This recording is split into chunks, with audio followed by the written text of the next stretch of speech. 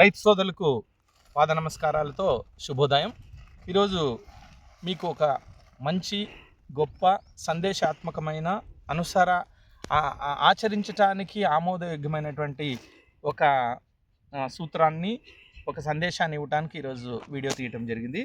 ఇక్కడ కనిపిస్తున్నటువంటి రైతు యువ రైతు సంజీవ్ రెడ్డి గారి మిరప పొలంలో మనం ఉన్నాం.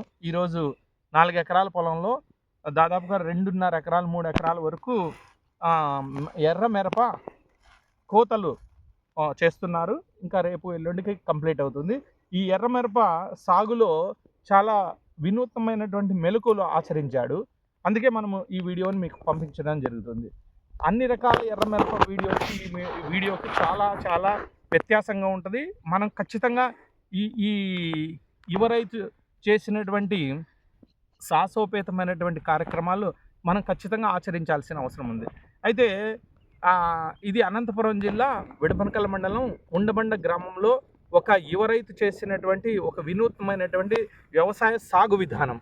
అందరూ వ్యవసాయంలో మొక్క మీద పెట్టుబడి పెడతాడు, కానీ ఈ యువ రైతు చదువుకున్న రైతు చాలా ఆలోచనతో వ్యవసాయం చేసిన అనుభవజ్ఞుడైన రైతు భూమి మీద పెట్టుబడి పెట్టాడు. ఎలా పెట్టాడంటే, మామూలుగా ఈ ప్రాంతంలోనూ ఆగస్టు 15కి ఆంధ్రి నివా సుజల స్రవంతి ద్వారా కాలువలకు నీళ్ళు వస్తాయి. ఆ సందర్భంలో నాటుకొని సాలల్లో నాటుకొని సాగు చేసే పరిస్థితి ఉన్నటువంటి ఈ ప్రాంతంలో కానీ ఎవరైతే ఏం చేశాడంటే, మామూలుగా జూలైలో విత్తనాలు వేసి జూలై 15లో విత్తనాలు వేసి ఆగస్టు 15కి నాట్లు వేస్తారు.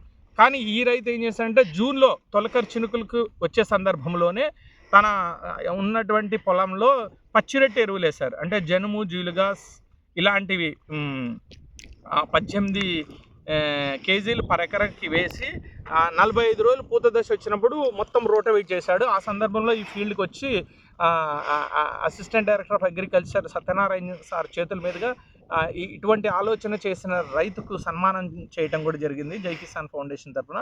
ఆ రైతు అదే భూమిలో నుంచి ఈరోజు ఎర్ర బంగారాన్ని పండించాడు. చూడండి, కాయ నాణ్యత, కలరు, క్వాలిటీ అసలు చూస్తుంటేనే మనం కూడా ఎర్రమిరప పండిద్దాము అన్నంత టెంప్టింగ్గా ఉంటుంది. ఇప్పుడు రైతు మాటల్లో మనం విందాం. నమస్తే సంజీవ్ రెడ్డి అన్న. నమస్తే అన్న. ఇప్పుడు మీరు ఇంత బాగా వచ్చింది కదా, మీరు ఆనందంగా ఉందా? ఆనందంగా ఉందన్న. ఇప్పుడు ఎలా వచ్చిందో ఒకసారి చెప్పండి. క్వాలిటీ పరంగా చూసుకుంటే బ్రహ్మాండంగా వచ్చింది.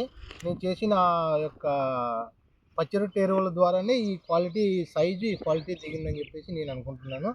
ఇది మంచి రేటు ధర పలుకుతుందని కూడా నేను ఆశిస్తున్నాను. ఓకే, ఇప్పుడు క్వాలిటీ బాగా వచ్చింది, కలర్ బాగా వచ్చింది అంటున్నారు కదా, అంటే మీరు సేంద్రియ ఎరువులకి ఎక్కువ ప్రాధాన్యత ఇవ్వటం వల్ల వచ్చిందా, లేదంటే రసాయన ఎరువులు ఇంత మునుపు సంవత్సరాలు వేశారు రసాయన ఎరువులతో, అప్పుడు ఇలా క్వాలిటీ వచ్చిందా రాలేదా? రసాయన ఎరువులు వేసేటప్పుడు ఒక్కోసారి ఏమైతుందంటే డ్యామేజ్ అయిపోతాయి, ఏదో రకంగా ఇది అయిపోయేది. ఈ సంవత్సరం నేను ఈ పచ్చిరొట్టె ఎరువులు వేసిన ద్వారా ఈ రసాయన ఎరువులు నేను తక్కువ వాడినానన్న, ఎక్కువ వేయలేదు. ఓకే, ఈ ఆర్గానిక్ ఎక్కువ వేసుకున్నాను కొన్ని. అది భూమిలోకే ఎక్కువ ఇచ్చాను, న్యూట్రియన్స్ ద్వారా ఎక్కువగా భూమిలోకి ఇచ్చాను. ఓకే, దాని ద్వారానే చెట్టు కూడా బాగా బలంగా నిలబడింది. ఈ నాణ్యత రావడానికి కారణం అదే అని చెప్తాను నేను. ఓకే ఓకే, అంటే మీరు పైపాటిగా అందరూ పురుగు మందులు, నల్లి మందులు స్ప్రే చేశారు కదా, మీరు వాళ్ళతో పోలిస్తే తక్కువగా కొట్టారా, వాళ్ళతో ఈక్వల్ గా కొట్టారా? పోలిస్తే వాళ్ళకంటే ఒక భాగం నాకు తక్కువ ఉంటుంది, 2 భాగాలు ఎక్కువ ఉంటుంది. అంటే ఒక భాగం అంటే ఎలా? ఇప్పుడు వాళ్ళు ఆదివారం కొట్టారు, నెక్స్ట్ ఆదివారానికి వాళ్ళు 2 సార్లు కొడతారు, నువ్వు కేవలం ఒకసారి మాత్రమే? 3 సార్లు కొడతారు, నేను ఒకసారి కొట్టేది. అంటే ఎన్ని రోజులకు ఒకసారి కొట్టారు? నేను వచ్చేసి 8 రోజులు మినిమం, అంటే 8 రోజులు, లేదంటే 10-12 రోజులు. ఓకే, అలా నీటితో కొట్టడం వల్ల మీరు మొక్క మీద పెట్టుబడి బాగా తగ్గిపోవడం వల్ల మీకు కొంత ఆదా అయింది అని అంటున్నారు. అయితే మీ మొక్క అలా తట్టుకోవడానికి కారణము, 10 రోజులకు ఒకసారి కొట్టడానికి గల కారణము భూమిలో వేసిన సేంద్రియ శక్తి అలా కాపాడిందని మీరు నమ్ముతున్నారు? అదే బలం, అదే నమ్ముతున్నాను నేను. ఈ సంవత్సరం బాగా చూశాను దాన్ని దగ్గర నుంచి, అదే కరెక్ట్, అదే నమ్ముతున్నాను. దాని నుంచి ఈ బలంగా నిలబడింది. మీరు పచ్చిరొట్టె ఎరువులు ఎకరాకి ఎన్ని కేజీలు వేశారు? ఎకరాకి వచ్చేసి అది 70 కేజీలు వేసినా 4 ఎకరాలకి. ఓకే ఓకే, దాదాపు 18 నుంచి 20 కేజీలు పర్ ఎకర్ చొప్పున పడింది. ఓకే, ఇది మీరు ఇచ్చిన తర్వాత ఏ నెలలో ఇచ్చారు? ఇది వచ్చేసి నేను సెప్టెంబర్ ఫస్ట్ వీక్లో నాటాను. అంటే ముందే నేను జూన్లోనే రెడీ చేసుకున్నాను, విత్తనాలు చల్లేసినాను. వర్షం పడినప్పుడు చల్లేసి అంతా బాగా ఈ సైజ్ వచ్చిన తర్వాత పూత దశ వచ్చిన తర్వాత పూత దశకు వచ్చింది. 40 రోజులు 35 రోజులు అయింది. నాకు టైం సాల్కొచ్చింది. కొంచెం ఒక 5 రోజులు ముందే రోటావేట్ చేసేసుకున్నాం. చేసేసుకున్న తర్వాత వెంటనే సాల్ తోలేసి. ఏ వెరైటీ ఇది? ఇండో 5 అనేది. ఇండో 5 ఎంత దిగుబడి వస్తుంది అని ఆశిస్తున్నారు మీరు? నేను అయితే ఇప్పుడు ప్రస్తుతానికైతే అన్న ఇది నేను కూడా కొత్తగా వేసినా తెలీదు. ఇది మనం ఈ కటింగ్ అమ్మితే మనకు అర్థమైపోతుంది. Okay okay. అందాజుగా ఇప్పుడు మొక్కను చూసి కొంతమంది చెప్తారు కదా ఎంత రావచ్చు అనేసి. ఇప్పుడుండే చెట్ల మీద ఉండే కాయకాటికి 20 దాటుతుంది అనుకున్నాను. 20 క్వింటాల్ పైన వస్తుంది. ప్రెసెంట్ ధర ఎంత ఉంది? ధర వచ్చేసి 22, 23 ఉంది. ఓకే, 20 క్వింటాల్ వస్తుంది. 22,000 చొప్పున పోతుంది. దాదాపు 4 లక్షలు ఎకరానికి వస్తుంది. ఇప్పుడు మీది 4 ఎకరాలు వేసారు, 16 లక్షలు వచ్చే అవకాశం ఉంటుంది. ఎంత పెట్టుబడి పెట్టుంటారు? పెట్టుబడి వచ్చేసి బాగా తక్కువ పెట్టారన్నారు. తక్కువ పెట్టినా అంటే మట్టికి ఎక్కువ పెట్టారు. 5 లక్షలు అయింది. ఒక 5 లక్షలు పెట్టారు. మంచి ప్రాఫిట్ మీరు తీసుకోబోతున్నారు. సంతోషము.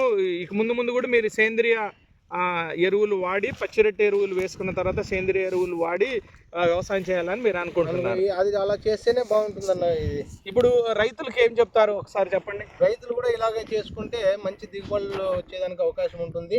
పెట్టుబడులు తగ్గించుకునే అవకాశం చాలా వరకు ఉంటుందన్న. ఓకే, రైతుకు మంచి దిగుబడులు రావాలని, మంచి ధర పలకాలని మనమందరం ఆశిద్దాం.